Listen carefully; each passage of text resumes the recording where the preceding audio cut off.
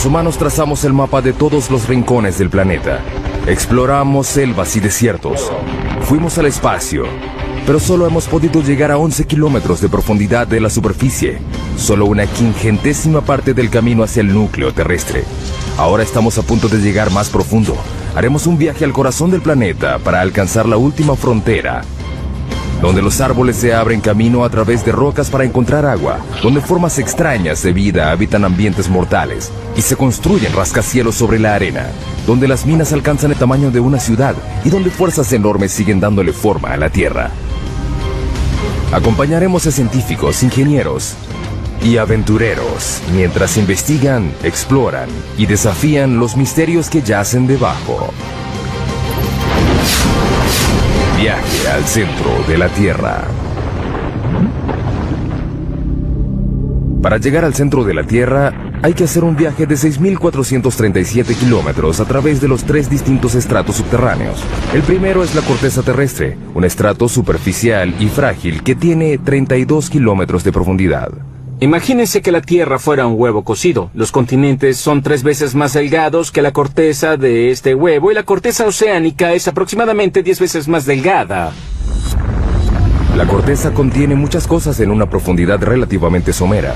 Zonas de carbón, agua, sal, oro, plata y petróleo que se solapan. Lo interesante de vivir en la superficie terrestre es que sembramos las cosas o las extraemos de minas. Muchas de nuestras cosas provienen del subsuelo de diversas maneras. Bajo la corteza yace un estrato más grueso, el manto, un estrato de roca fundida turbulenta de 2.897 kilómetros. Por dentro, el planeta es una región de roca caliente que hierve a temperaturas y presiones que nadie se puede imaginar. A más de 3.871 grados, el manto se agita constantemente y fractura la corteza que está arriba en placas gigantes denominadas placas tectónicas. A diferencia de los otros planetas, las placas le dan forma a la Tierra. Al moverse unos centímetros al año, las placas se incrustan o se separan dando resultados espectaculares. Tenemos volcanes que hacen erupción en la superficie y terremotos, pero logramos sobrevivir en un equilibrio muy delicado. Los volcanes son una fuente increíble de riqueza y de fertilidad. Los volcanes traen nutrientes y materiales frescos a la superficie terrestre. De ahí obtenemos suelos frescos y buenos. De allí provienen nuestros recursos minerales. Ahí se forman. A 2.897 kilómetros bajo el núcleo externo, el hierro fundido es la clave de nuestra supervivencia. Es un campo magnético del ancho de la Tierra que nos protege de la radiación solar. Necesitamos el campo magnético de la Tierra debido a la violencia intensa de nuestro Sol. Finalmente llegamos al núcleo interno, el ambiente natural más mortal de la Tierra. Al llegar al centro de la Tierra, la presión es 3.6 millones de veces mayor a la de la superficie. Es suficiente para reducir este granito a la mitad de su volumen. Nuestro increíble viaje comienza a unos pocos centímetros debajo de nuestros pies. Si peláramos el estrato más superficial de la Tierra, encontraríamos el mundo de los insectos. El de las hormigas es el más amplio. Este podría ser un hormiguero grande. Las hormigas han construido un sinfín de hormigueros debajo de la superficie de cada continente, excepto en la Antártida. Pueden ver las hormigas que salen de la parte superior. Algunas de ellas transportan algo que parece larvas. Las hormigas han estado aquí desde hace 120 millones de años. Precedieron a dinosaurios como el tiranosaurio Rex. Compartieron la Tierra con el estegosaurio y el triceratops. Superan a los humanos en una proporción de 140.000 a 1. No conozco a ningún otro insecto social que se haya extendido tanto. Es una sociedad que se extiende a lo largo de porciones enormes del ambiente terrestre del planeta. Las hormigas son rápidas. Su velocidad es equivalente a la de un humano que corre a 64 kilómetros por hora. Son fuertes. Pueden alzar 20 veces su propio peso. Es como si un hombre adulto alzara un auto. Sin embargo, lo que más hacen es construir hormigueros. Aunque sorprendente, es una tarea vital para los humanos. Los hormigueros ayudan a que el aire y el agua penetren el suelo y lo mantienen fresco y fértil.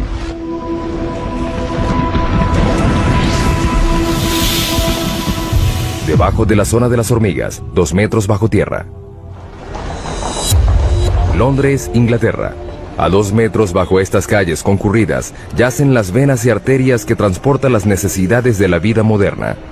45.000 kilómetros de gasoductos, 30.500 kilómetros de cables eléctricos, 64.300 kilómetros de cloacas y el lugar de descanso final para millones de personas.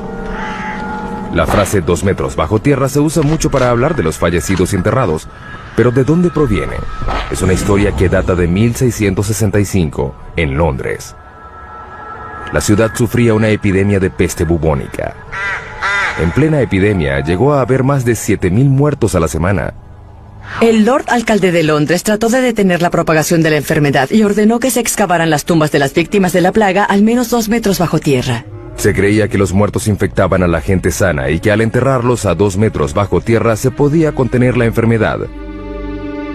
Luego, la gente supo que la plaga era transmitida en realidad por las pulgas que portaban las ratas negras. Finalmente, la epidemia de 1665 causó la muerte de 72.000 personas, 1 de cada 6 londinenses. La ciudad no descansó hasta que el gran incendio de Londres acabó con las ratas el año siguiente.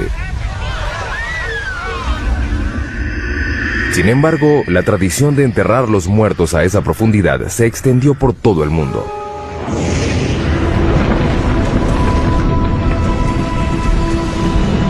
Seguimos bajando.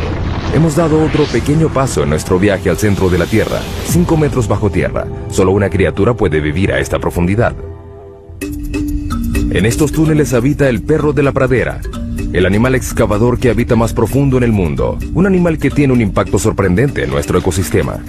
Los adultos solo miden 30 centímetros de largo y pesan 1,5 kilos, pero son literalmente máquinas excavadoras bajo tierra. Excavan empujando la tierra con sus patas, pateándolo. También usan su cabeza como un martillo neumático. Es muy divertido. Las madrigueras tienen hasta 5 metros de profundidad y más de cientos de metros de longitud. Son más grandes que un campo de fútbol. Además son muy complejas. El diseño tiene un sistema sofisticado de aire acondicionado.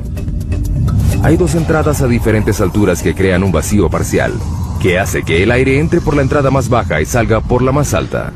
Es un sistema de madriguera muy complicado. No creo que se haya encontrado otro animal que tenga un sistema de madriguera tan complicado como este. Estas pequeñas criaturas tienen una importancia increíble para otros animales. Muchos animales dependen de los perros de la pradera para su supervivencia. Por ejemplo, estas madrigueras tienen un efecto significativo en la manera como el agua y los nutrientes circulan a través del ecosistema de las praderas. Ese pasto es más nutritivo. Las praderas se benefician de la presencia de estos perros. Sus excavaciones le llevan aire al suelo y su excremento ayuda a fertilizarlo. En el siglo XIX había más de 400 millones de perros de la pradera, pero los granjeros los consideraban alimañas y los eliminaban. Hoy quedan menos de 100 millones. Es una mala noticia para las áreas donde habitan.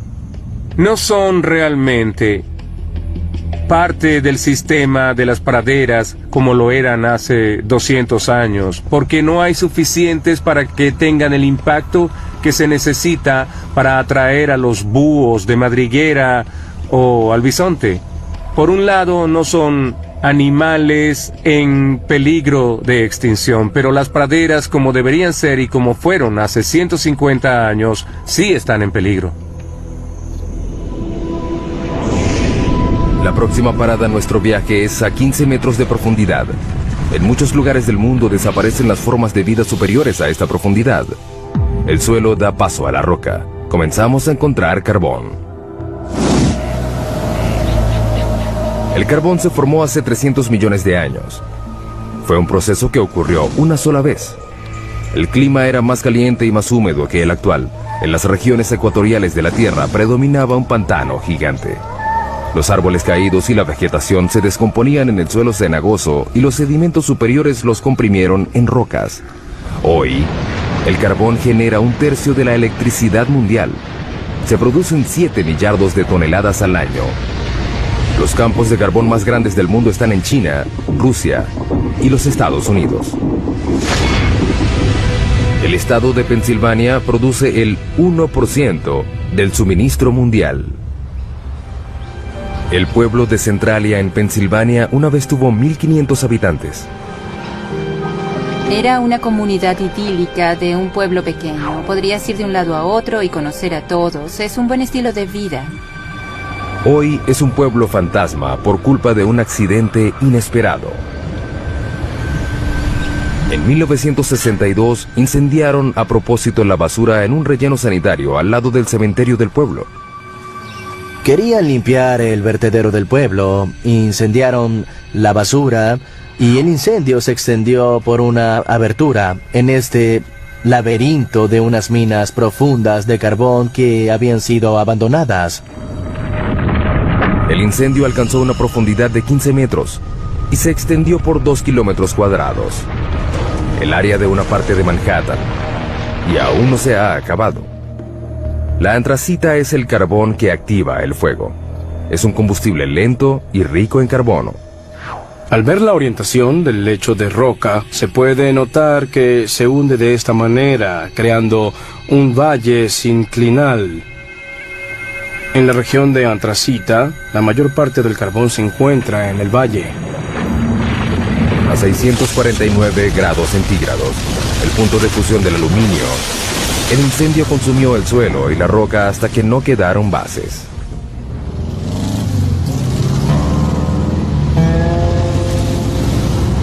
Lo que una vez fue la avenida Locust, la vía principal de Centralia, es en la actualidad una sección de una autopista rural.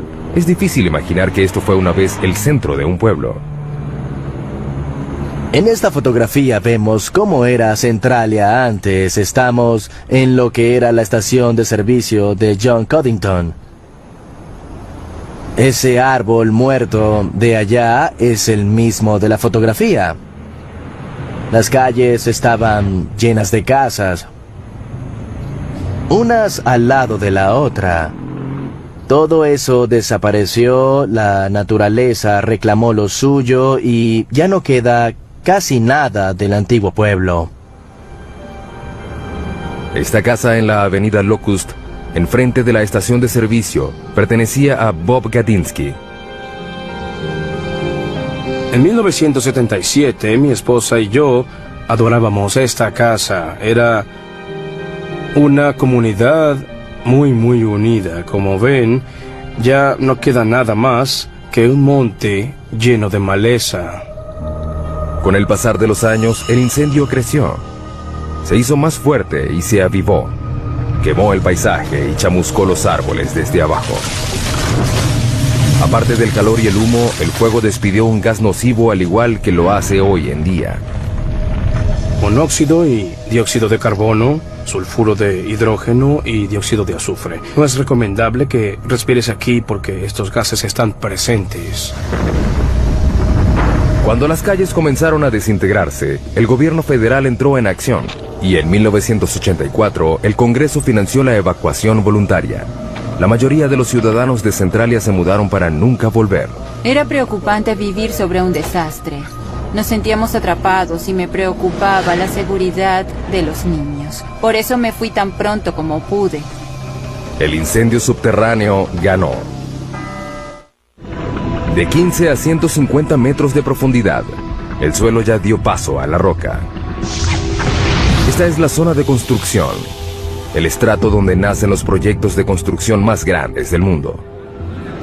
Como los trenes subterráneos, hay 52 sistemas ferroviarios subterráneos en el mundo. El más largo está en Shanghái, China. 422 kilómetros de rieles. 55 kilómetros más largo que la ciudad de Nueva York. Sin embargo, el tren subterráneo más profundo del mundo está en San Petersburgo, Rusia, a 100 metros bajo tierra, la altura de la Estatua de la Libertad. Tradicionalmente los túneles se excavaban así, o así. Ahora usan esto. La máquina perforadora de túneles, también conocida como MPT. Las MPT se usaron por primera vez en 1956 para excavar la cloaca del río Humber en Toronto. La máquina mide 122 metros de largo, su cabeza cortante mide 15 metros de diámetro y gira 3 veces por minuto para cortar la roca. Se usa un láser para mantener el rumbo. A medida que las MPT avanzan, se instalan anillos de acero y placas revestidoras de concreto. Las MPT son como fábricas móviles. Por el frente cortan la roca y por detrás dejan un túnel acabado. La MPT es el secreto tras alguno de los megatúneles del mundo, como el túnel de base del Gotardo, que comunica a Suiza con Italia a través de la cordillera más alta de Europa, los Alpes. El punto más profundo del Gotardo está a 2.438 metros, por debajo de los picos de las montañas.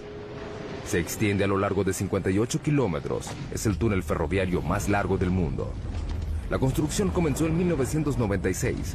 Se necesitaron 4 MPT para perforar 2 túneles paralelos de manera simultánea, de un extremo a otro, a través de 24 millones de toneladas de roca.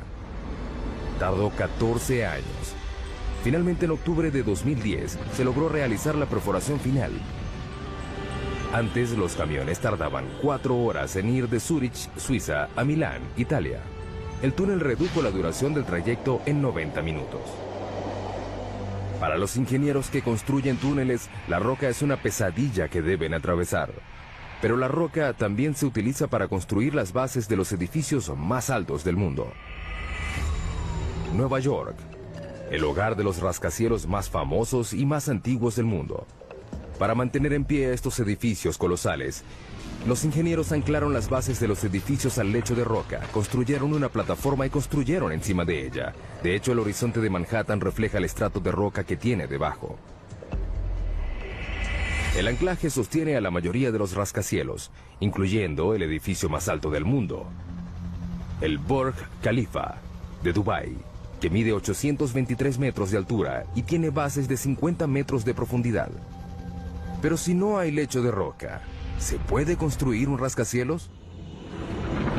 Es un desafío que debieron enfrentar los ingenieros de la próxima parada de nuestro viaje, a 114 metros de profundidad, debajo de uno de los edificios más altos del mundo, las Torres Petronas en Kuala Lumpur, Malasia. Es increíble que estas enormes torres de concreto y cristal estén sobre arena y no sobre roca. Hemos demostrado que se pueden construir casas en la arena con las técnicas de ingeniería adecuadas. La construcción comenzó en 1996. Se planificaron 2 edificios de 88 pisos y 457 metros de altura. Cada torre pesaría 300.000 toneladas aproximadamente.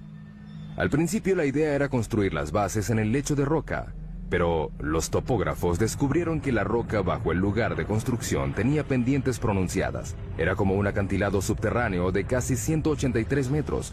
Si seguían construyendo, la mitad de las torres quedaría sobre el acantilado y la otra fuera de él. Un llamado al desastre. Si hubiéramos mantenido la posición original, ya no tendríamos torre. Se habría caído. El lugar de construcción era un área limitada en el centro de la ciudad. No había espacio para construir torres completamente sobre la roca. Decidieron más bien alejarlas del lecho de roca completamente.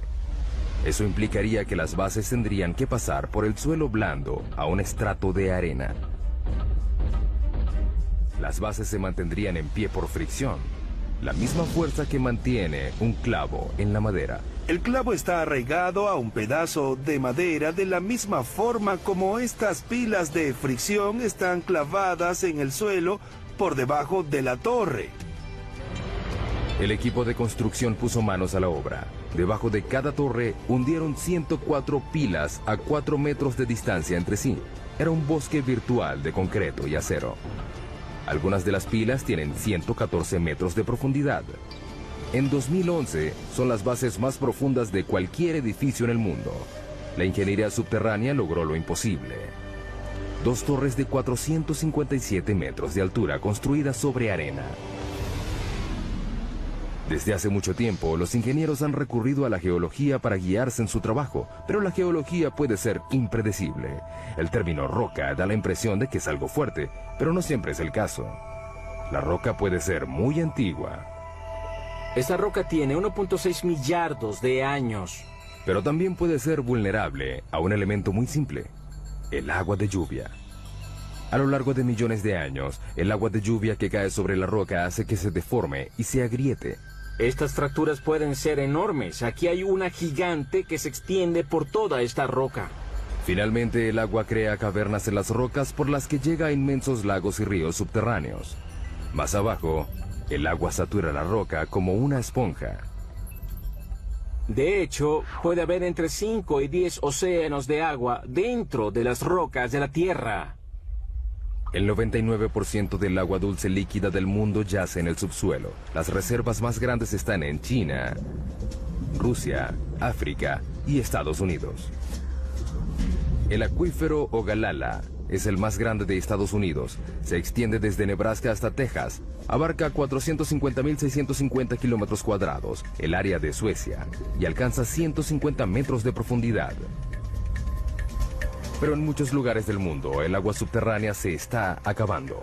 Esto quiere decir que la gente, los animales y las plantas deben ir cada vez más profundo para obtenerla. La próxima parada de nuestro viaje es la raíz más profunda de un árbol a 122 metros de profundidad. Mpumalanga, Sudáfrica. En un precipicio ubicado sobre las claves de Eco, hay un pequeño bosque de higueras que tienen 150 años. Estas higueras han superado 2 retos: crecer sobre roca y sin ninguna fuente aparente de agua. Parecen sacados del Señor de los Anillos. Las raíces y las rocas no se mezclan. Los árboles normalmente crecen en suelo fértil. Sin embargo, el clima de este lugar es árido. Durante la mitad del año no llueve.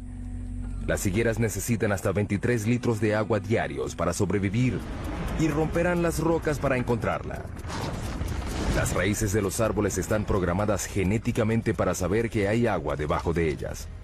La punta de la raíz segrega un lubricante llamado mucílago que suaviza el recorrido de la raíz. A medida que crece, la raíz explora la roca en busca de grietas y puntos débiles. Las higueras dependen de una sola raíz para encontrar agua. Esta llega muy abajo.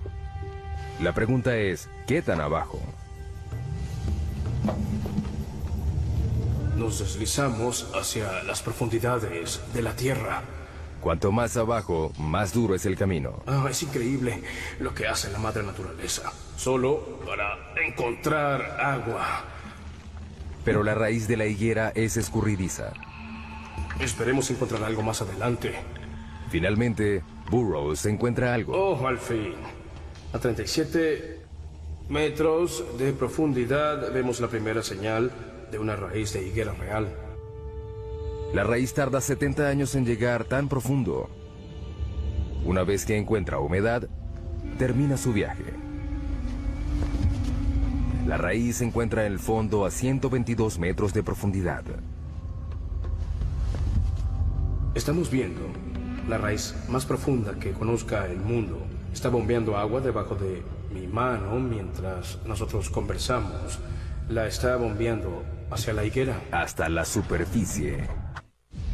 Hemos pasado por mamíferos subterráneos, túneles hechos por el hombre y las raíces más profundas hasta llegar a la zona mineral. Las rocas están conformadas por minerales. El hombre ha explotado la riqueza mineral de la Tierra por más de 40.000 años. Pero ¿qué hacemos cuando una mina llega al final de su vida útil? Algo completamente inesperado, como lo demuestra nuestra siguiente parada en el descenso al centro de la Tierra. Sala, Suecia, 152 metros de profundidad. En 2006, los suecos convirtieron una antigua mina de plata en una de las habitaciones de hotel más profundas del mundo. Está amoblada en plata con un comedor exclusivo. Sin embargo, el baño más cercano está en la superficie. La temperatura ambiente es de unos fríos 4 grados. La mina de plata que aloja esta habitación fue clausurada en 1908. Durante 400 años, los mineros extrajeron 40.000 toneladas de roca, casi toda a mano. En el siglo XIX, esta era la mina más importante de Suecia. Hoy en día, la herencia que dejaron los mineros se puede apreciar en los túneles y cavernas que se extienden en la oscuridad por 20 kilómetros. La idea de la habitación de hotel surgió a partir del interés turístico creciente en la mina. La gente viene para dar un vistazo al pasado. La plata es de hace 4.600 millones de años, es decir, del origen del sistema solar. se formó a partir de partículas minerales despedidas al espacio por estrellas que explotaban. Estas partículas fueron atrapadas por el remolino de polvo de los embriones planetarios. Se fundieron con el agua y el calor subterráneo. Hoy se extraen en Australia, China, Europa y América 20.000 toneladas de plata al año. En Sala, el agua que ayudó a crear la plata una vez sigue ahí. La mitad de la mina está llena de agua. Cuando la mina funcionaba, había bombas para controlar el agua de lluvia que se filtraba. Ya no se hace. Esta sección inundada de la mina contiene unos 5 millones de litros. Suficiente agua para llenar 25.000 bañeras. Marco y Tatia Ranisto reservaron la habitación subterránea para celebrar su 15º aniversario de bodas. La idea fue de Tatia. Quiero darle una gran sorpresa y algo especial. Gracias. El elevador tarda 4 minutos y medio a una velocidad de 60 centímetros por segundo para llegar a la habitación a 152 metros de profundidad. Marco empieza a vacilar. Estoy nervioso. Estaré bajo tierra solo. Bueno, casi solo. Estaré ahí. Los Ranisto llegan a su destino. Oh.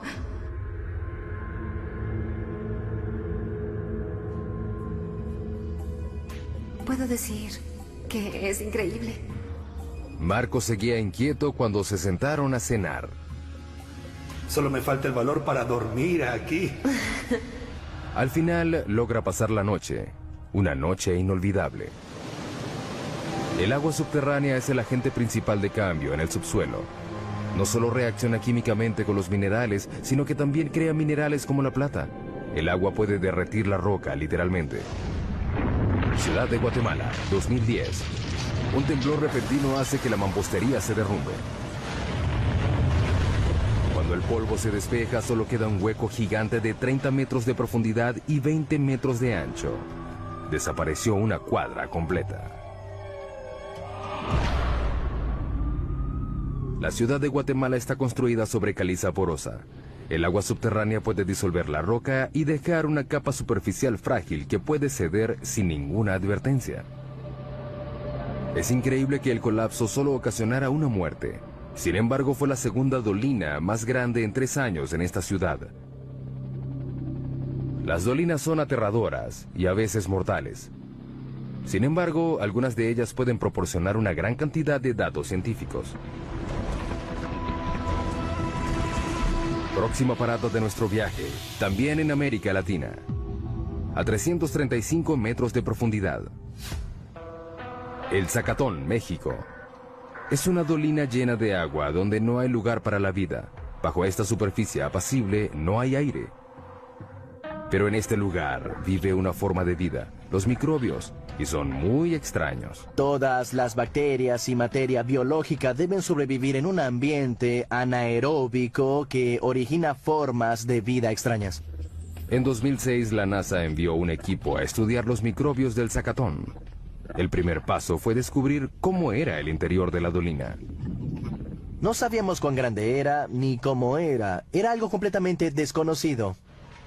Por eso llegaron con una nueva tecnología, un robot en forma de huevo, diseñado para llegar a donde las ondas no pueden. Lo llamaron Profundidad X. Puede ir en todas direcciones, hacia arriba, hacia abajo, a la izquierda, a la derecha. Puede girar y hacer cualquier movimiento necesario para abrirse camino a través de un ambiente tridimensional. Profundidad X mide 2 metros de ancho y 1,5 de profundidad. Es del tamaño de una moto de 4 ruedas. Lo que lo hace especial es que no se maneja a control remoto, se conduce solo. Una vez que desciende por debajo de la superficie, queda por su cuenta. Durante ese tiempo, debe tomar sus propias decisiones. Para ver, el robot cuenta con un sonar. Esta tecnología se desarrolló en el siglo XX para hacer rebotar ondas sonoras en las paredes y piso de la dolina.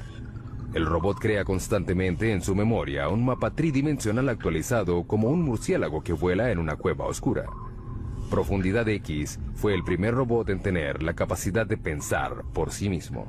Bien sea crear el mapa, decidir tomar una muestra o regresar a la superficie, son decisiones que el robot debe tomar. Luego de sumergirse 50 veces, Profundidad X se conoce todos los rincones y ranuras. La gente se pierde en las cuevas y no sabe si está en la segunda o tercera intersección. Un robot con Profundidad X hace un buen trabajo al distinguir estas situaciones confusas, mejor que las personas en algunos casos.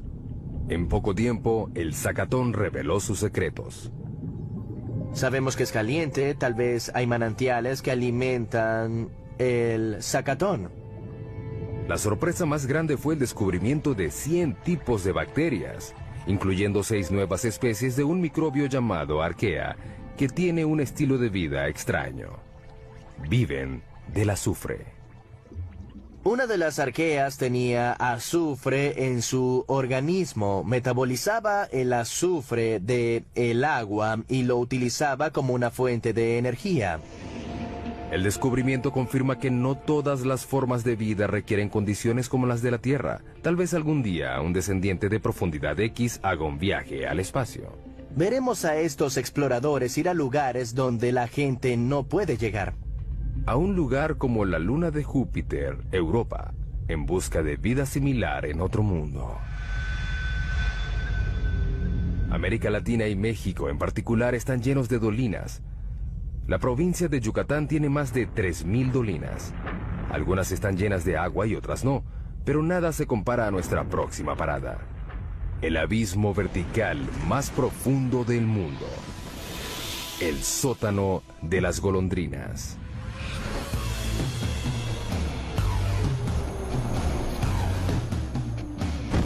Para cierto tipo de paracaidistas, este lugar representa un reto único. Te paras en el borde, miras hacia abajo y te lanzas. Sientes una corriente de aire.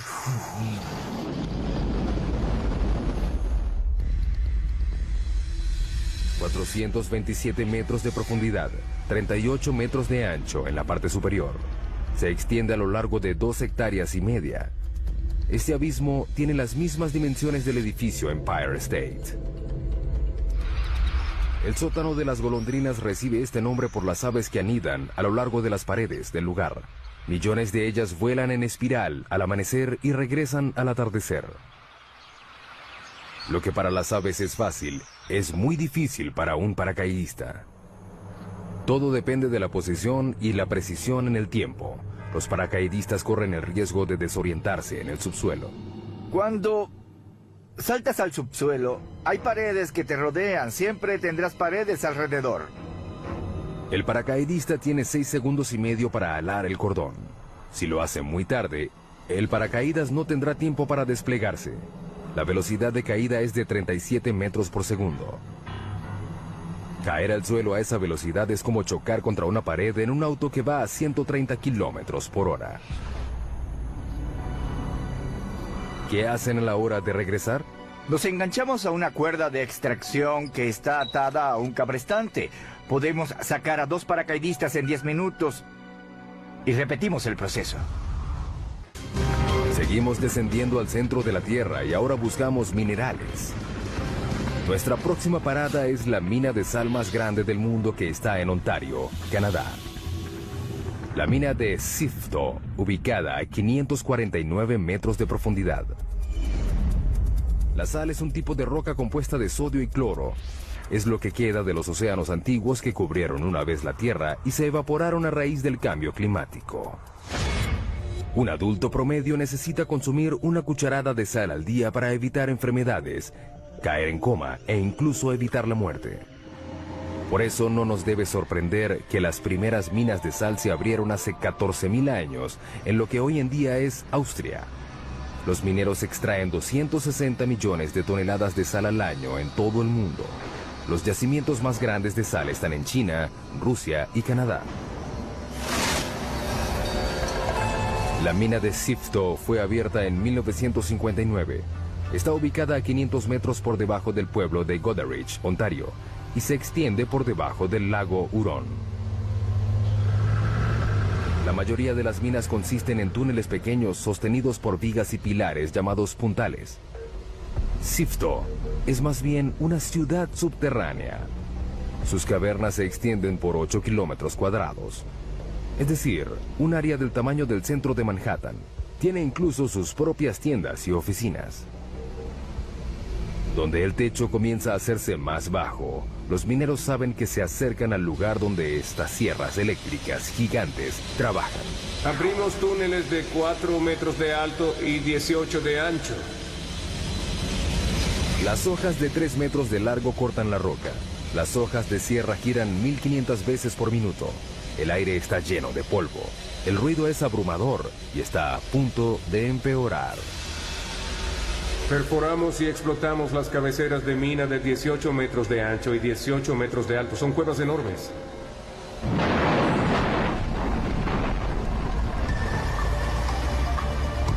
Camiones gigantes transportan la roca recién cortada a la mandíbula de un triturador hambriento. Los camiones descargan la roca a una velocidad de 10 veces por hora, 24 horas al día, 7 días por semana. En los 4 minutos que le toma al monstruo triturar la carga, pedazos de roca de 1/4 de tonelada se reducen a granos gruesos. La correa transportadora la lleva a compensación y descarga. Es un tanque grande que llena los baldes de sal que suben y bajan. Así sacamos la sal. Este gran tanque es de gran beneficio para nosotros. La tolva permite que todo el procedimiento se realice en el subsuelo. Se extraen entre 24 y 26 mil toneladas al día. Y podemos incluir más incluso. Esta mina produce diariamente suficiente sal para la mitad de la población mundial. Sifto cree que puede mantener esta producción durante otros 250 años.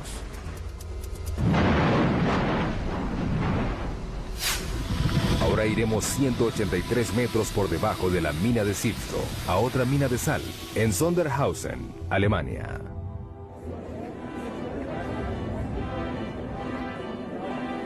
En esta mina se realiza un evento deportivo muy extraño. El maratón más profundo del mundo. Correr bajo tierra, ¡qué locos! Correr en un maratón subterráneo es una experiencia muy diferente a correr en la superficie. No te sientes libre. En el bosque se siente el viento, pero en el subsuelo no. Las condiciones son extremas. Por ejemplo, la temperatura. Por cada 18 metros que bajas en la corteza, la temperatura sube 1 grado.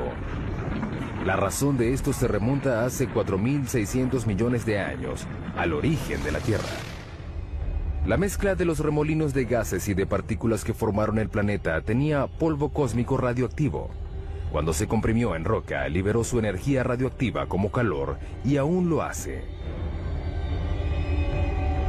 Trabajar en esas condiciones es muy difícil, pero correr es peor.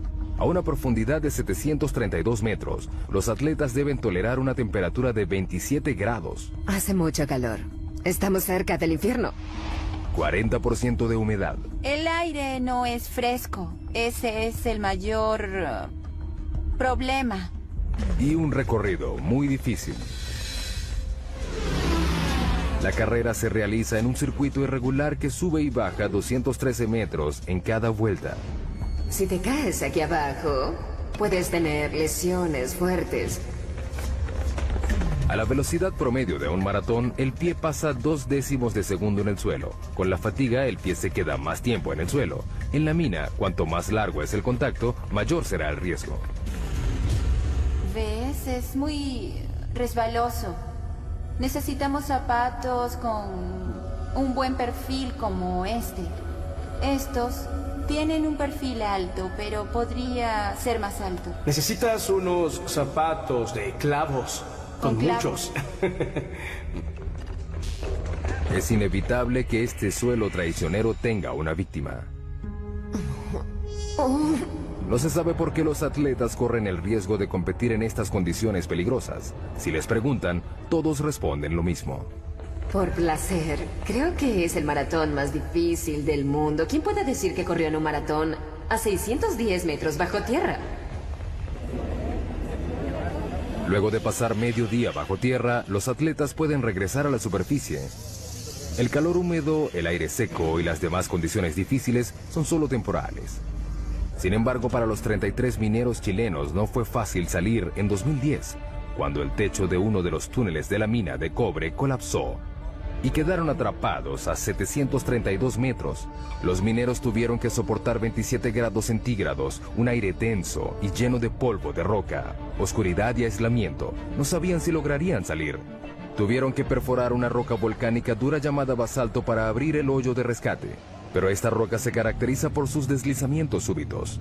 Con el temor de provocar otro colapso, equipos de todo el mundo llegaron a Chile a perforar el hoyo de rescate con la última tecnología. Fue un proceso muy lento. Luego de 69 días, los 33 mineros fueron rescatados, uno de los rescates mineros más grandes de la historia.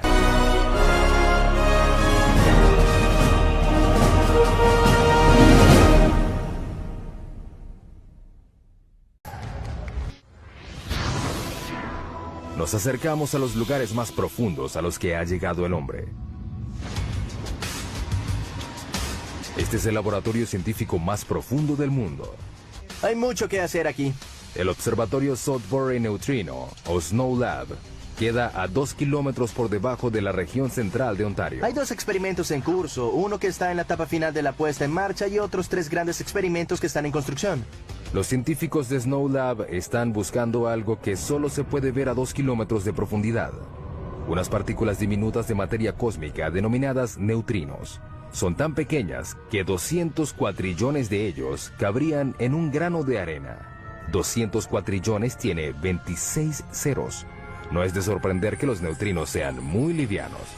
Son partículas increíblemente livianas que normalmente pasan inadvertidas por la Tierra. Los científicos descubrieron los neutrinos en 1956. Están por todo el universo.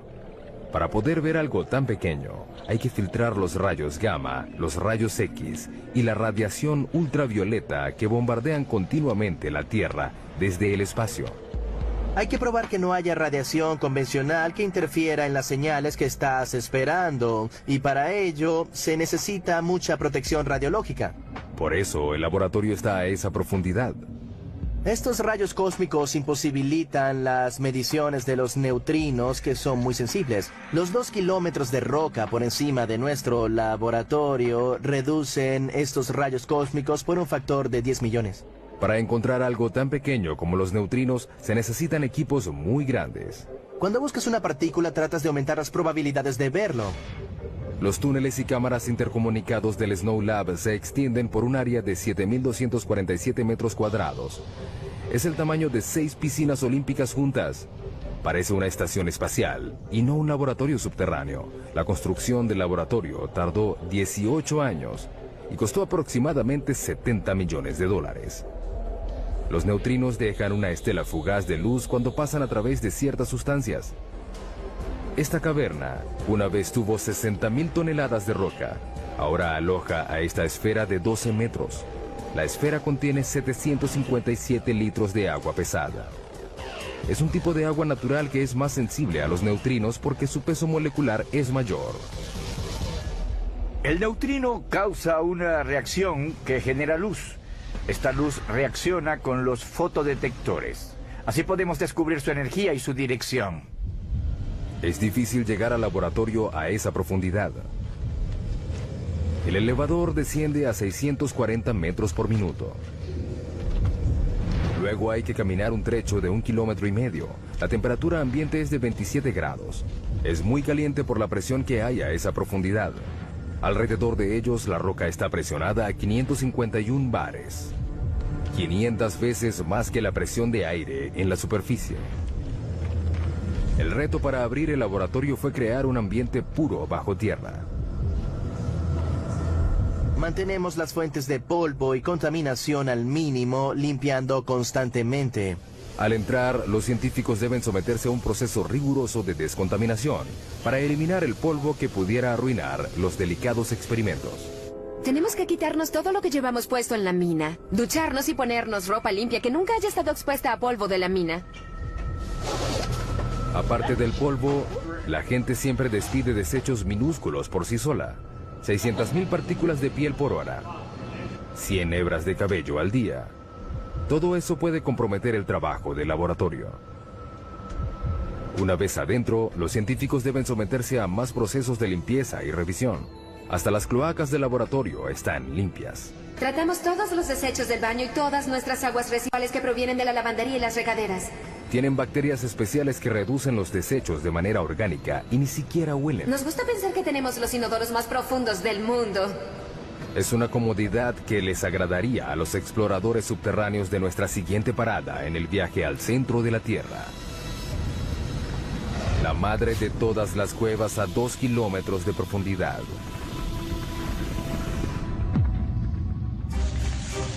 Estos exploradores de cuevas polacos esperan llegar más profundo de lo que haya llegado cualquier otro. Están entrenando para descender a J2, una parte del sistema de cuevas de Cheve, en México. Buscamos la cueva más profunda del mundo. La erosión del agua de lluvia creó J2. El descenso implica grietas, caídas verticales y cámaras inundadas. Pasar por este camino subterráneo no será fácil. Tenemos que entrenar constantemente para poder lograrlo. El descenso de 2,5 kilómetros es tan profundo como la altura del monte Santa Elena. Los exploradores de cuevas van equipados como alpinistas subterráneos, con arneses, cuerdas, ganchos y cascos. Las condiciones de la cueva Kasprowa, Nisia, en Polonia, son similares a las de J2, pero no tan profunda. A medida que el equipo desciende, el pulso aumenta a 140 latidos por minuto. Los exploradores queman unas increíbles 6.000 calorías diarias, el doble de lo normal. Hay que llevar mucha comida durante la exploración. En la expedición real, cada explorador llevará más de 27 kilogramos de comida a un campamento base casi a la mitad del camino. Aunque es muy agotador llevar toda esa carga de comida a menos de 1 kilómetro, es vital. Simplemente se necesita llenar el estómago. Así es. A los exploradores de cuevas les encanta estar bajo tierra. Cuanto más angosta y pequeña sea la cueva, mejor. Para mí es como estar en un parque, jugando con mis amigos. Pero la J2 real no es ningún juego para niños. Tiene pasadizos tan angostos que intimidan a los exploradores más expertos. Soy de baja estatura y no me va mal en lugares angostos, pero no voy a lugares así. Creo que no me gustaría. No me gustaría. Para analizar las grietas, los exploradores necesitan emplear toda su experiencia y sus habilidades. Si caes 20 centímetros más allá, te quedas atascado en la grieta. Sería fatal, porque los rescatistas no pueden llegar tan profundo. El descenso continúa. Los exploradores siguen adelante. Vas a lo profundo. A medida que vas descendiendo, debes olvidarte de salir. Debes seguir adelante. El mayor reto de J2 es el agua. La cueva desciende a través de una serie de cámaras inundadas llamadas sumideros. Pasas 3 días gateando, saltando, escalando y descendiendo para llegar al pasadizo inundado de agua que debes atravesar con los equipos de buceo. Que comience el juego. Si llueve mientras están bajo tierra, el equipo corre el riesgo de quedar atrapado. En la última expedición a J2, 2 equipos quedaron atrapados en la cueva. Mientras el entrenamiento avanza, los exploradores ansían el regreso a México. Éramos un equipo de 6 personas, descubrimos la entrada de la cueva y sentimos que es nuestra. A esta profundidad hay agua y aire, pero no hay sol. Por eso, los exploradores de cuevas casi no encuentran seres vivos. Para buscar pistas sobre el origen de la vida en la Tierra, los científicos deben llegar más abajo, al fondo del mar. Por todo el fondo del mar hay agua que transporta vida microbiana. Cerca de la costa de Vancouver, Columbia Británica, el sumergible Alvin entra al agua. Para nosotros estos estudios son como las misiones Apolo. Alvin es un mini submarino de aguas profundas de 16 toneladas y 7 metros de largo. Lleva una tripulación de 3 personas a 2,5 kilómetros de profundidad, en busca de microbios producidos en el interior de la Tierra. En la superficie no hay nada similar a los microbios. No podemos reconocer al menos el 75% del contenido genético de este tipo de vida. Eso es lo que Alvin busca. Agua caliente que sale de los respiraderos que vienen debajo del lecho marino y es rica en microbios. Estamos empezando a entender que están allí, pero no sabemos exactamente cómo. Los respiraderos pueden alcanzar temperaturas de hasta 400 grados. Son producidos por el movimiento de las placas tectónicas. La costa de Vancouver está sobre la placa Juan de Fuca, una de las más de 12 placas que están en movimiento constante. Cuando los bordes de las placas se separan, crean fisuras grandes en el lecho marino. A través de ellas, el agua es succionada, calentada en el subsuelo y despedida de nuevo al océano en un ciclo continuo. Esta agua porta consigo los microbios. El equipo de Edwards no tiene idea de cuán lejos llega esta vida dentro de la corteza. Eso es lo más impresionante. No sabemos dónde acaba la vida. Para descubrirlo, insertarán sensores conocidos como corchos en una sección de 3.237 kilómetros cuadrados del lecho marino, un área del doble del tamaño de la ciudad de Los Ángeles. Los corchos de 2,5 metros están equipados con monitores de temperatura y de presión. Se llevan a 457 metros por debajo del lecho marino, a un total de 3,2 kilómetros por debajo de la superficie. Los corchos rastrean el recorrido del agua caliente dentro de la corteza terrestre. Tenemos que entender realmente cómo fluye el agua y qué tipo de microbios hay allá abajo. Sigan el agua, ahí estarán los microbios. La riqueza mineral de la Tierra es el motor de la mayor parte de la economía mundial. Cuanto más raro sea el mineral, más profundo llegarán los mineros para obtenerlo. Tautona, Sudáfrica. Para llegar a la mina más profunda del planeta, los mineros deben viajar por 3,8 kilómetros durante 1 hora a una velocidad de 16 metros por segundo. Están buscando oro. Está compuesto de polvo cósmico al igual que la plata, pero es más extraño. Se han explotado menos de 200,000 toneladas de oro desde los primeros registros históricos. Tautona produce 12,5 toneladas al año, lo que representa la mitad de la oferta del oro actual. Al abrirse el elevador, una ola de calor recibe a los mineros. A esta profundidad, la temperatura ambiente es de unos achicharrantes 54 grados. Hace más calor que en el Valle de la Muerte en verano. La mina tiene un enorme sistema de aire acondicionado que disminuye la temperatura hasta 28 grados. Sigue siendo caliente, pero al menos tolerable. Mientras los 5.600 mineros que trabajan aquí sudan en las galerías y túneles de la mina, deben estar atentos al techo. A esta profundidad, cualquier temblor puede desatar un mini terremoto subterráneo. Las rocas que caen a partir de este dejan algunos muertos cada año. La siguiente parada de nuestro viaje es 3 veces más profunda que la mina de Tautona. Es el lugar más profundo que ha alcanzado el hombre alguna vez. En el oeste del Pacífico, a 11,2 kilómetros de profundidad, yace el abismo Challenger. Es un corte profundo del lecho marino de 69 kilómetros de ancho que se extiende por 2.543 kilómetros, la distancia entre Nueva York y San Antonio, Texas. El peligro en este abismo no es el calor ni los temblores, es la presión. El 23 de enero de 1960, el oceanógrafo suizo Jean Piccard y el comandante de la Armada estadounidense Don Walsh emprendieron un viaje en una nave submarina única que los llevó a ser los primeros y únicos humanos que hasta ahora han visto el verdadero fondo del mar. Don Walsh revive el viaje.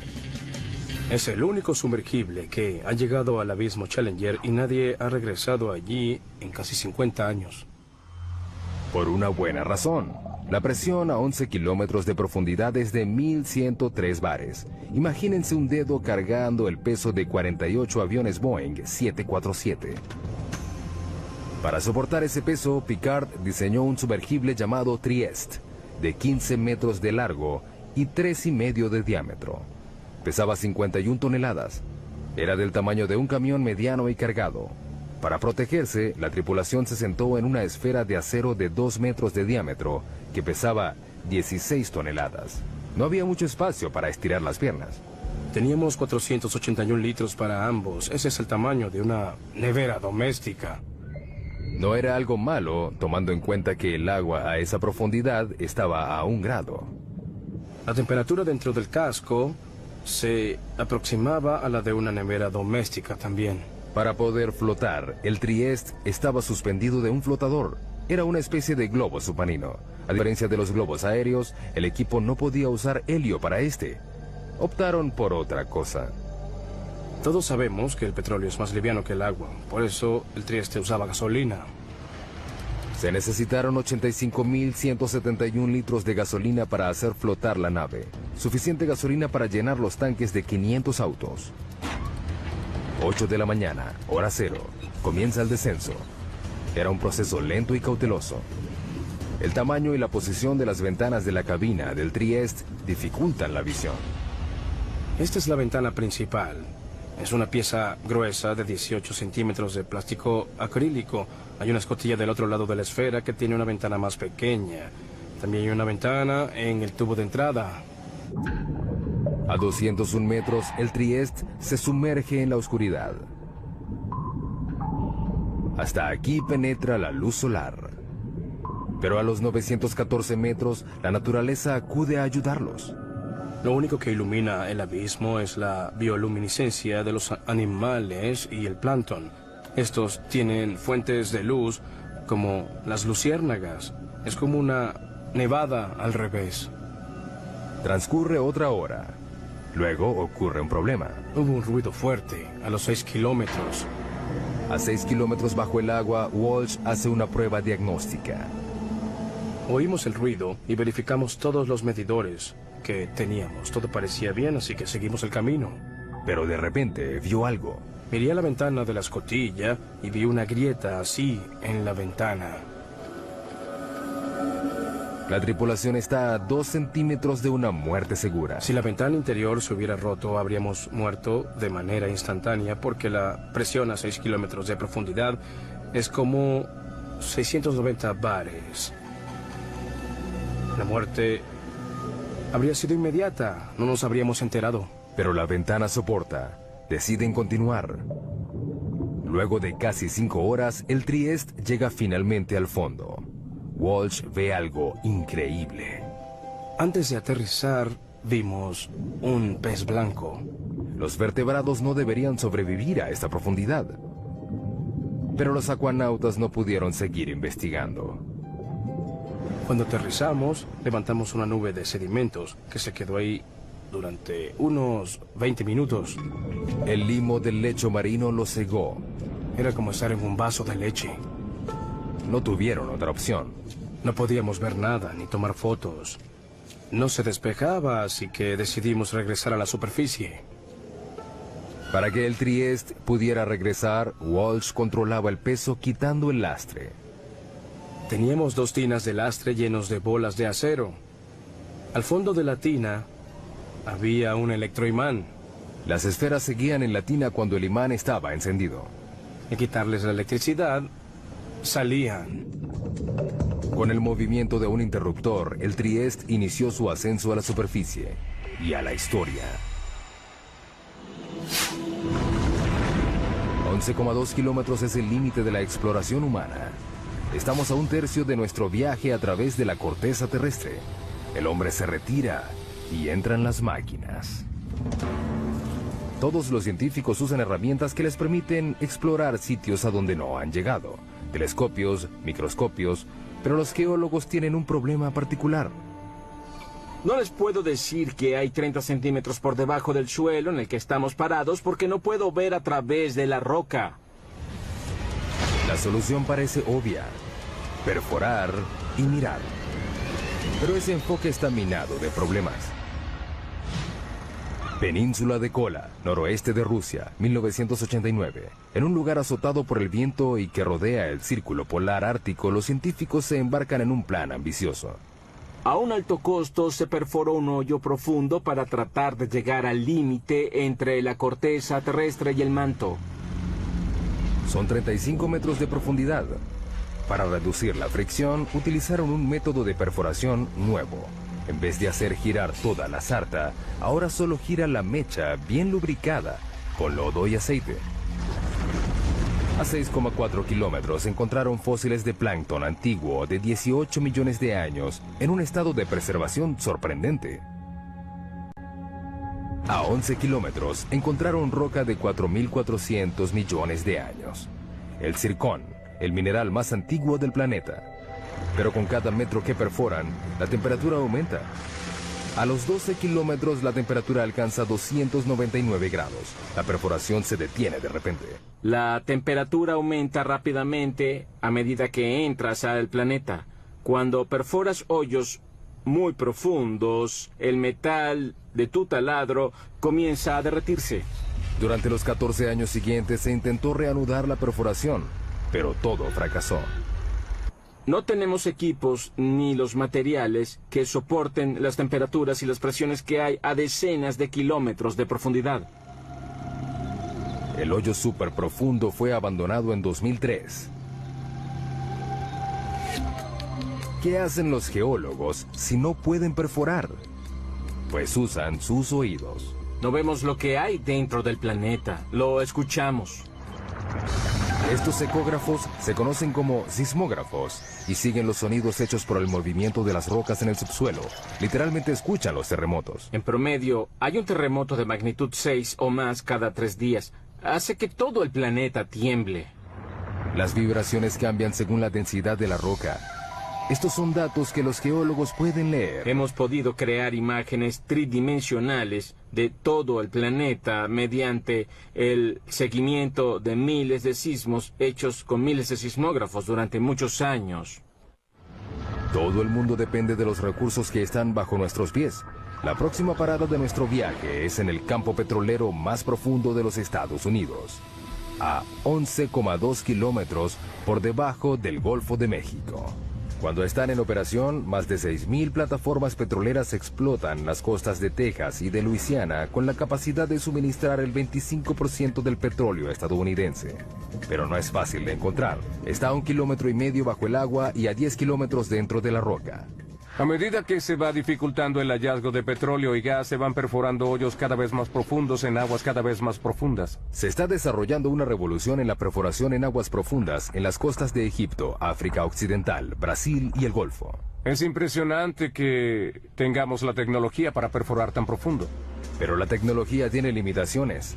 En la primavera de 2010, una plataforma llamada Deepwater Horizon perforaba un pozo relativamente somero de 7 kilómetros de profundidad en el campo Macondo, a 80 kilómetros de la costa de Luisiana. 20 de abril, 10 de la noche, la plataforma es sacudida por una explosión.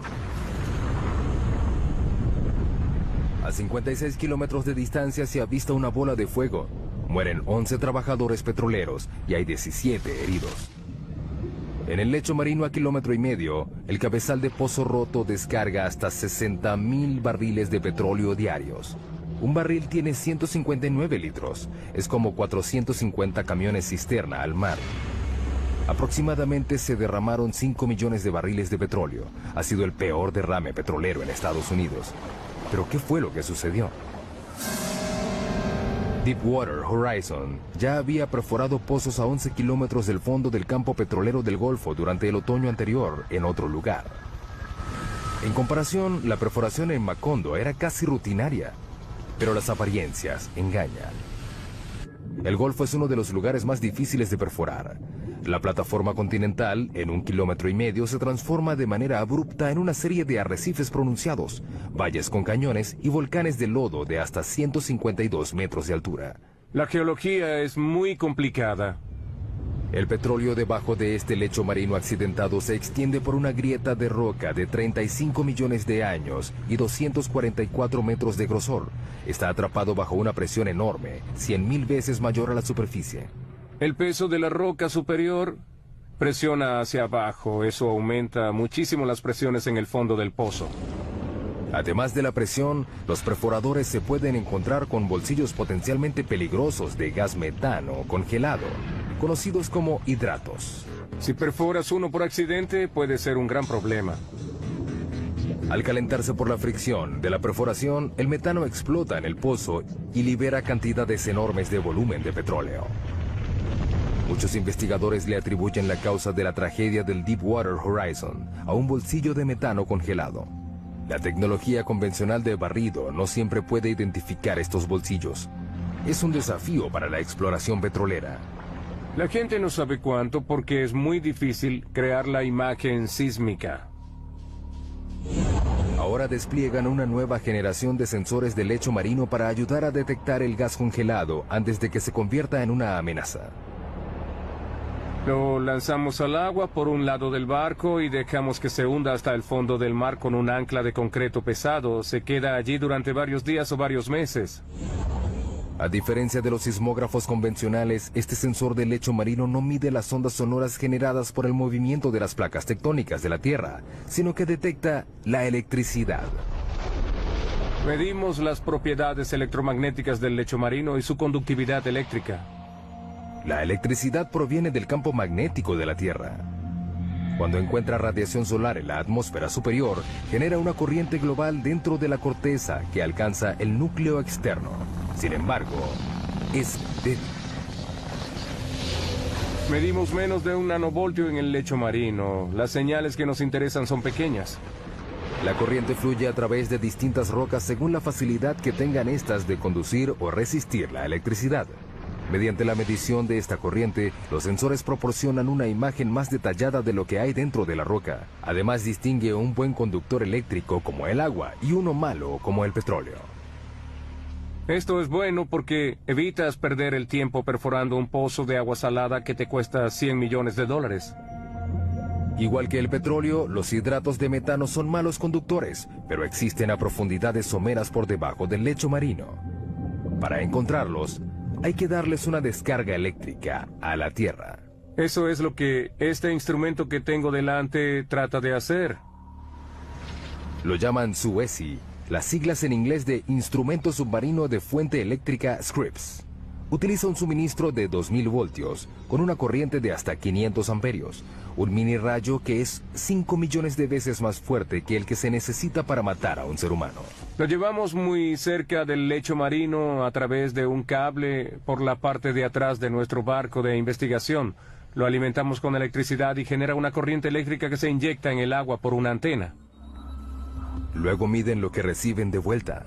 Una lectura somera que muestra que la roca es resistente a la electricidad. Quiere decir que contiene un bolsillo de hidratos. El tiempo dirá si el barrido electromagnético ayudará a reducir el riesgo de reventones en el mundo de los campos petroleros profundos. Mientras tanto, la técnica tiene muchos otros usos entre los geocientíficos. Es como poder ver dentro de un plato de sopa hirviendo y saber a dónde va todo. Y revela muchas cosas sobre el movimiento de rocas en el interior profundo de la Tierra. Con las imágenes de alta resolución de estos sismogramas, podemos detectar los detalles de lo que sucede dentro del planeta, algo inimaginable hace 10 o 20 años. Estamos casi a la mitad de nuestro recorrido a la corteza, casi 5 kilómetros más profundo que cualquier humano haya llegado. No es un lugar amigable. Aquí la roca está a 482 grados, suficiente para derretir el vidrio. La presión es 1517 bares y estamos buscando terremotos. En todo el planeta, las placas tectónicas se incrustan y se pandean en un movimiento lento y continuo a un promedio de 2,5 centímetros al año. La misma velocidad a la que crecen nuestras uñas. Sin embargo, ese movimiento puede ser devastador en la superficie. Enero 2010, Puerto Príncipe, Haití. Un terremoto de magnitud 7 sacude la ciudad. El sismo principal dura solo 10 segundos, pero las réplicas continuaron por 2 semanas. Después de esas 2 semanas, hay 230,000 muertos, casi 300,000 edificios destruidos y 2 millones de personas quedaron sin hogar. Es el cuarto terremoto más devastador de la historia. Los terremotos tienen un potencial de ser los desastres naturales más catastróficos. En Haití, la falla que causó este desastre solo tenía 64 kilómetros de largo y se movió solo 2 metros. Pero los temblores desataron fuerzas inimaginables. Hay mucha energía almacenada en la Tierra y sube a la superficie en forma de onda. El sismo movió la Tierra como una sábana en ondas de hasta 4 metros de alto. Cuando golpea la superficie, la onda se concentra allí, se refleja y regresa. Puede tener el doble de intensidad de la onda de ese lugar. Estamos en el Centro de Investigación de Ingeniería Sísmica de la Universidad de California en Berkeley. Los científicos de este centro se ganan la vida rompiendo cosas. Estos son algunos de los modelos probados de las columnas esquineras. Pueden ver que están muy dañados. Estas pilas de escombros son los restos de pruebas de laboratorio, el fruto del trabajo científico que ha hecho posible la creación de edificios antisísmicos perfectos. Los científicos ya aprendieron la lección. Si un terremoto ocurre en un lugar, volverá a ocurrir. No es cuestión de si ocurre, sino de cuándo. En California tenemos la mala suerte de tener terremotos con bastante frecuencia. Sin embargo, eso nos hace prepararnos.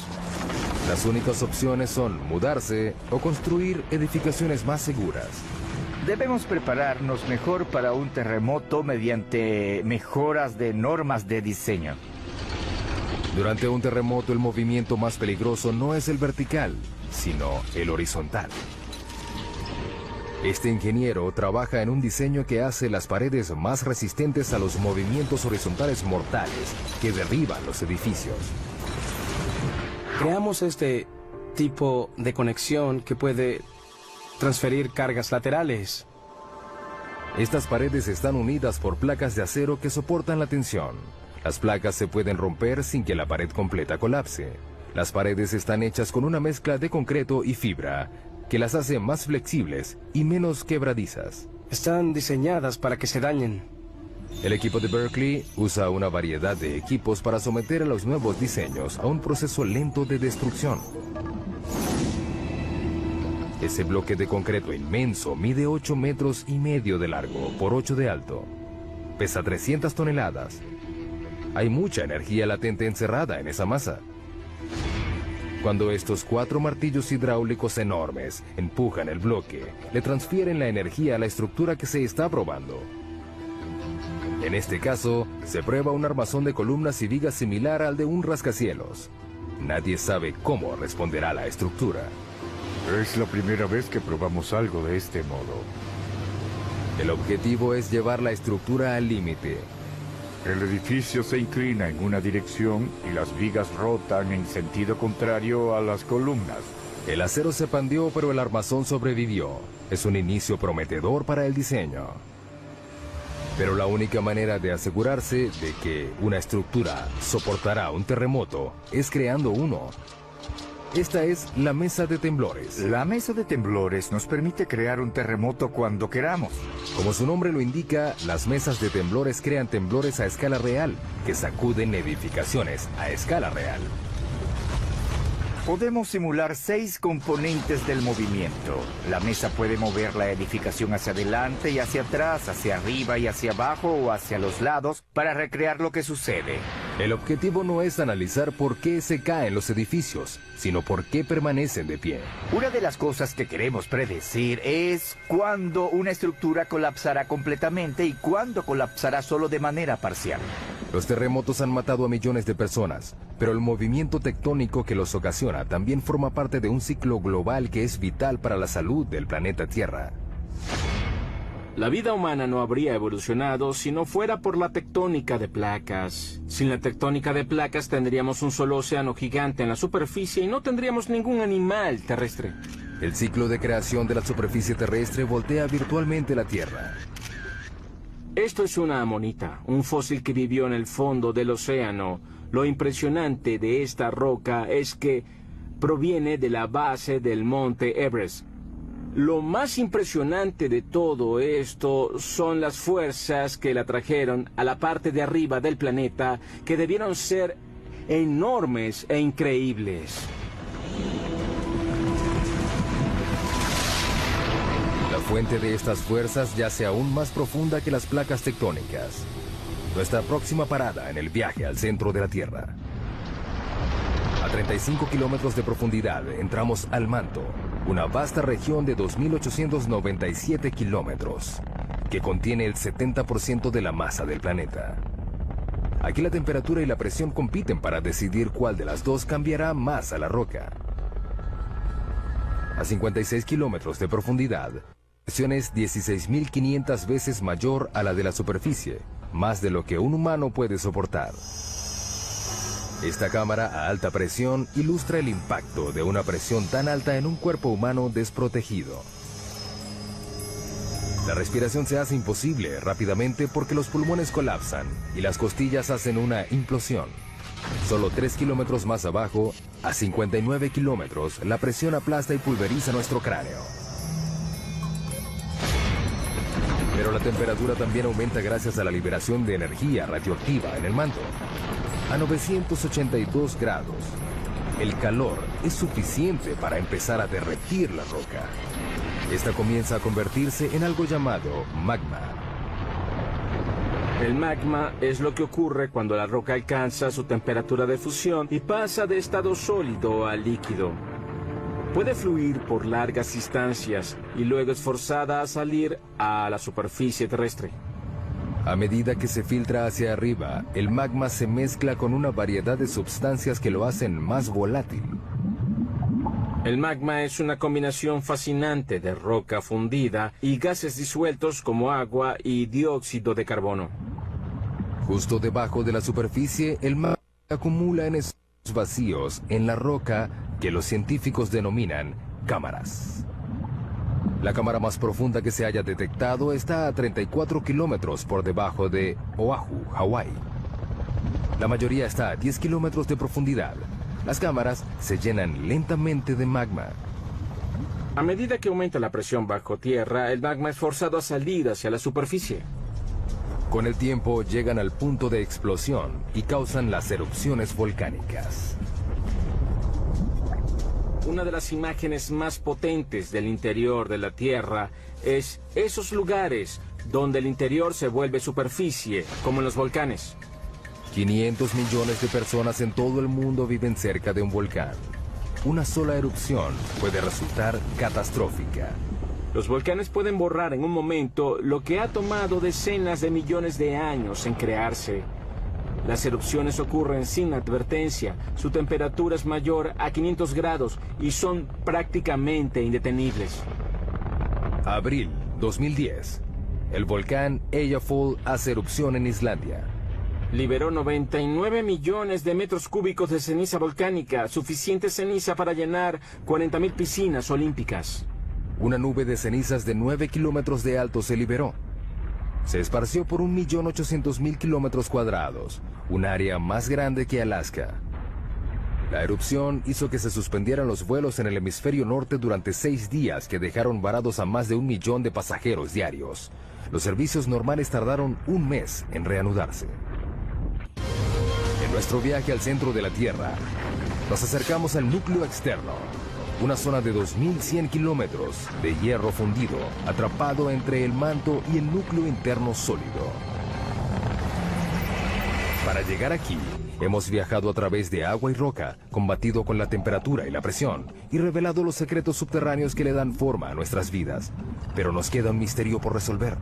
¿Qué hace que la Tierra sea magnética? El campo magnético de la Tierra se extiende por 72.400 kilómetros en el espacio. Este protege al planeta de la fuerza completa de la radiación solar. Una sola erupción solar que dure 2 horas esparce 10.000 millones de toneladas de partículas radioactivas. Son suficientes para darle electricidad a Estados Unidos durante 10.000 años, o para evaporar nuestra atmósfera. Sin el campo magnético que las desvía, las partículas solares extinguirían la vida en la Tierra. Necesitamos el campo magnético de la Tierra debido a la intensa violencia de nuestro Sol.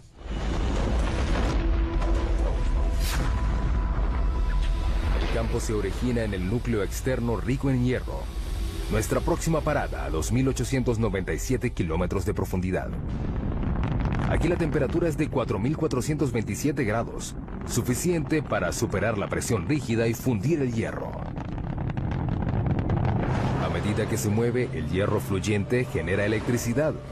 Los científicos denominan esto como el efecto dínamo. El efecto dínamo consiste en generar campos magnéticos a partir del movimiento. Pero uno de los grandes misterios es cómo los movimientos del hierro fundido que está bajo la superficie genera un campo magnético. No sabemos cómo la turbulencia del metal líquido origina un dínamo. Es un movimiento de convención turbulento y desordenado. Esta esfera gigante puede darnos algunas respuestas. Es un modelo mecánico de la Tierra. Es parte de un experimento de la Universidad de Maryland que busca descubrir por qué la Tierra es magnética. La esfera tiene 7 metros de ancho, pesa 23 toneladas y rota a una velocidad máxima de 130 kilómetros por hora. Tratamos de obtener velocidades tan altas como sea práctico, para así intentar simular las condiciones del planeta. El núcleo externo está hecho del mismo material de la esfera, el hierro, un buen conductor eléctrico. El núcleo interno ya es magnético, pero es débil.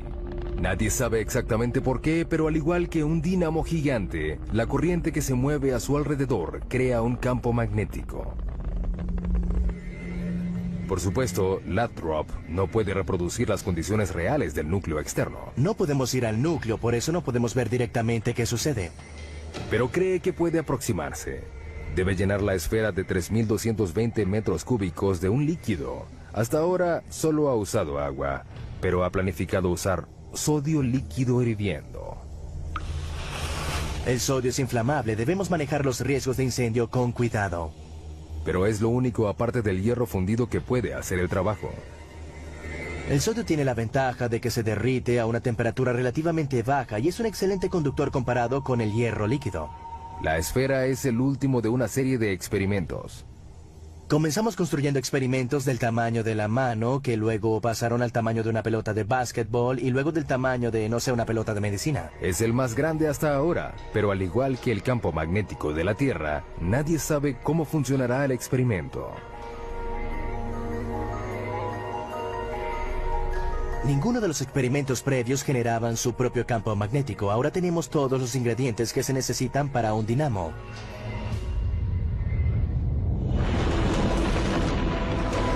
Casi 6.400 kilómetros de profundidad, llegamos al final de nuestro viaje, el núcleo terrestre.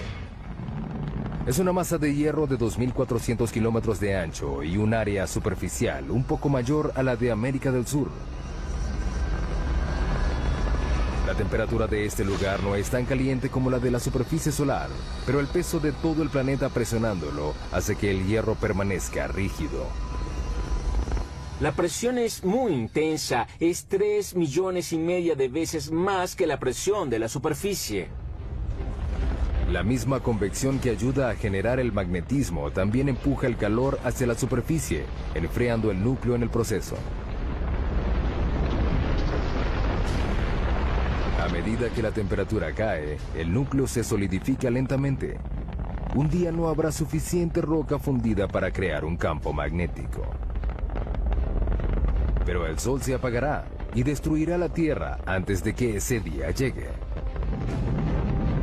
Mientras tanto, el calor del núcleo ayuda a crear la lenta rotación del manto que renueva la superficie. Alimenta la química de nuestra riqueza mineral y genera el campo magnético que nos protege de un universo hostil. Las probabilidades de encontrar otro planeta como la Tierra son muy pocas. Hemos llegado al final de nuestro viaje a casi 6.400 kilómetros de profundidad. Vimos túneles que atraviesan montañas y minas del tamaño de una ciudad. Pasamos por incendios e inundaciones. Soportamos terremotos, volcanes y presiones que trituran nuestros huesos. Finalmente descubrimos el secreto más profundo de la Tierra, que lo que ocurre debajo es lo que realmente la mantiene viva.